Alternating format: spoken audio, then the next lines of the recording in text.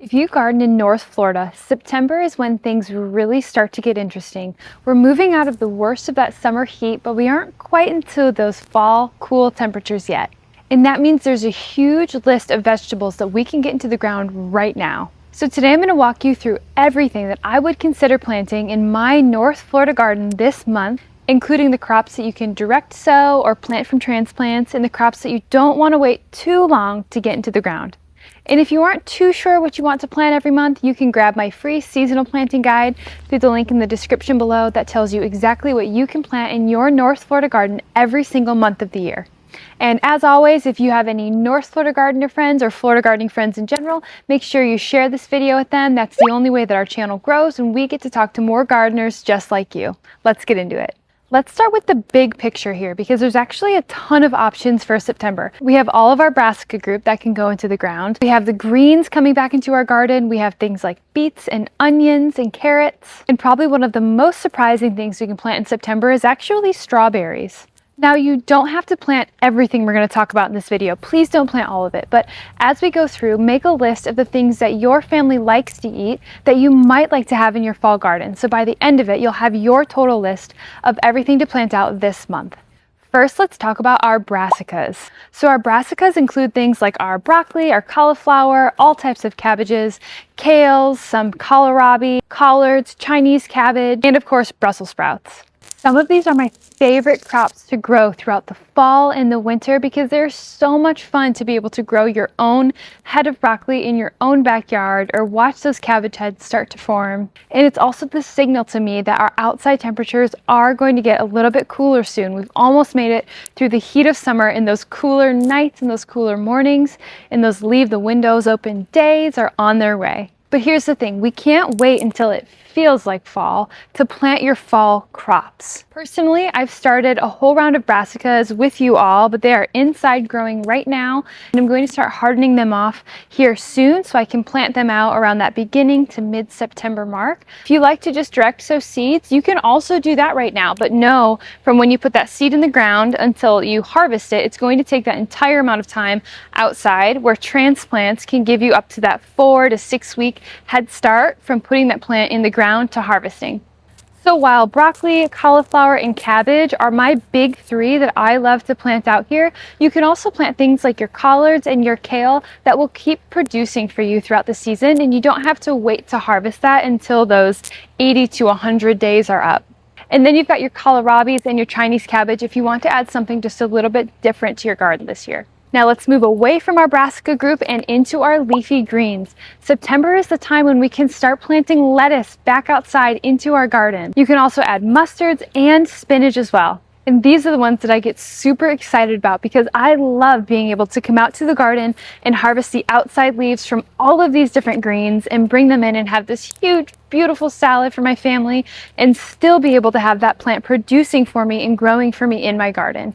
Plus, a bed full of lettuce is just beautiful in the fall time, especially if you sprinkle in some of that red romaine for those purple color on those leaves.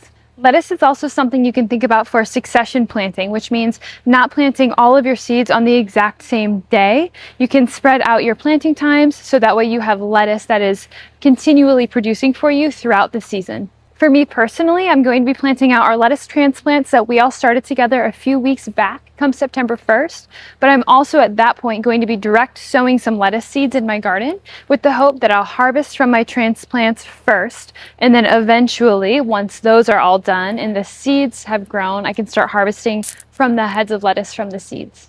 Funny story about spinach. The first year I grew it, these plants were massive, and I was convinced that I had planted radish seeds there.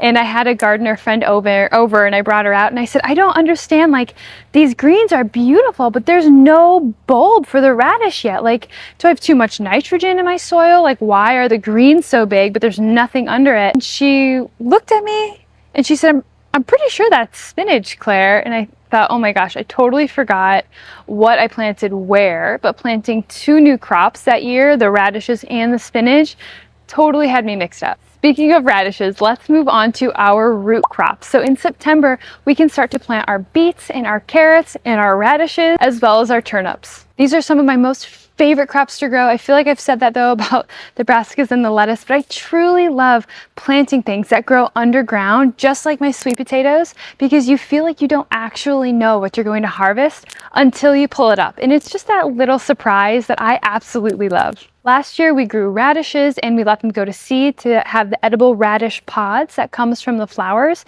but my family was not a fan of either the radishes or the radish pods, so we are skipping those for this year, but I am going to be planting some beets to try my hand at some homemade pickled beets this year. Let's touch on carrots now. So carrots can be really tricky. My very first year ever growing carrots, I had these big, beautiful carrot greens, and I thought, they've got to be ready. This plant is humongous. So I gave them a yank, pulled them all up, and they were no joke about the size of my pinky. I couldn't believe it. So I learned with my carrot seeds that no matter how long it says on the package for those carrots to be ready to harvest, the best way to know is to dig down a little bit so you can see the head of that carrot. You move the soil away, and if the head of that carrot is about the size of your thumbnail, then that carrot should be ready to harvest. When you pull it up again, you never know if that root went straight down and made this big, beautiful carrot, or maybe that carrot just got large before it got long. Like you never really know what you're going to get, but it's that surprise that I actually love with growing carrots. I also did an experiment this season with some of my carrot seeds that I direct sowed in August. I planted them in a few different places around my garden. One was in some pots that I have some peppers growing in. I sprinkled them around the sides. Another one was in my earth boxes, which have done really well for my carrots germinating this past year. So it was kind of like my control. I knew those would do well. And then my third option here was planting carrot seeds under the cover of my sweet potatoes to hopefully help that soil to stay a bit more moist in our hot August temperatures. And the germination rate under my sweet potato leaves has actually been the best, even better than my earth boxes so far. But those carrot seeds can take up to 2 weeks in order to germinate. So before I definitively make my opinion on where I'm going to be planting more carrot seeds come this September, I'm going to give them a few more days and then check again to see where I can sprinkle around. I have 3 different types of carrots that I'm planting this year. I have tender sweets, Danvers, and I think it's called Nantes? I've also juiced the carrot greens before into like a energy shot for the winter, for our flu season, to really try to utilize up that entire crop. Last thing on carrots, if you've never had a homegrown carrot, I don't think you've ever tasted a real carrot in your life.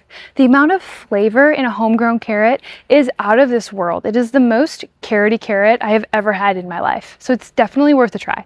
The next 2 crops can be a little bit surprising because they're technically more warm season crops, but we can still get them into our North Florida gardens as we ease into our cooler temperatures. They are beans and squash. So if you have some open spaces in your garden and you want to do more of a quick crop in there, you can put some beans or some squash to fill that space until you're ready for something else. Let's talk a little bit about onions. So onions are still a bit tricky for me, but what I have learned is that there are short day onions and there are long day onions. Down here in Florida, we need to be buying short day onions. You can either buy sets or you can buy seeds. I prefer to grow seeds, so I have a bunch of short day onion seeds. So if you do want to try your hand at growing the big bulbing onions, you can start your seeds pretty densely in a tray or in a small pot. And after a few weeks when the seeds have sprouted, you can separate out each of those individual onions and plant them directly into the ground and they will bulb up. But for me, some of my onions took all the way until the spring to really form a bulb that was big enough for me to harvest. Now there's 2 crops that are easy to overlook. It's celery and strawberries. When it comes to celery, it can take a really long time for celery to grow from seed. That's one plant that I actually may buy as a transplant from the store if I wanted celery in my garden. And strawberries are kind of similar. You can grow strawberries from strawberry seeds on a strawberry, but it takes a really long time. You're better off buying some strawberry bare root transplants and tending to those transplants until they're able to produce your first crop. I don't have a ton of experience growing strawberries. I've had a few pots of strawberries here and there, but they haven't done super well for me. So if you are a good strawberry grower, give me all of your tips in the comments below. I would love to be good at them, but just haven't quite mastered that one yet. So if I was sitting down tonight to plan out my September and really your fall garden, here are the things that I would do. I wouldn't just plant everything on this list. I would sit down and think first, what do we actually want to eat? There's no point in planting 30 cabbage plants if nobody in your family likes cabbage. Just like there's really no point in me planting radishes this year if nobody in my family is liking radishes. Second one is, what can I realistically fit into my garden, or what am I willing to buy more pots for to fit all of the extra things into my garden? I tend to fall more into that latter category. And number 3, what seeds do I want to start, or what do I want to go to the store and buy from transplants? Fall gardening is not a start and stop thing in North Florida. It's just a gradual transition from our summer crops into our winter crops, where we're super fortunate that we really get to plant a blend of both. If it feels a little bit overwhelming for you to plan out your entire garden, I'm here to help. I have some custom garden plans available that you can sign up for through the link in my description below, and we can walk through all of these steps together to make sure that you are ready for your fall garden this year. I'd like to know what you are most excited about planting in your fall garden this year. I'll share some varieties that I am trying this year that are new to me in the description below, and I'll see you soon.